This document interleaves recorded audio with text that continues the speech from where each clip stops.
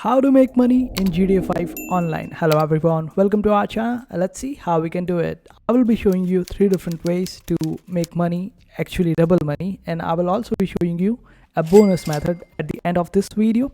And using that bonus method, you will be able to earn more than $60,000 within 10 minutes. So let's get started with it. So for the first method, you just have to go online and click on this option of play jobs, then select the Rockstar created, and over there you will be able to find the option of adversary mode.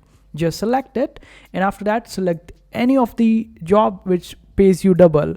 Basically there are so many jobs out there which pays double at this point of time. After that, you will be able to make more money the longer you will be able to play that particular game and the longer you survive, basically. So survive as long as possible and make huge money. And the third way is that you go to standard time trials, and it is in the Vinewood Hills. You just have to complete that particular task quite fast, but the difficulty level is quite easy of that particular task, so you would be able to do it with motorcycle. And finally, the bonus part.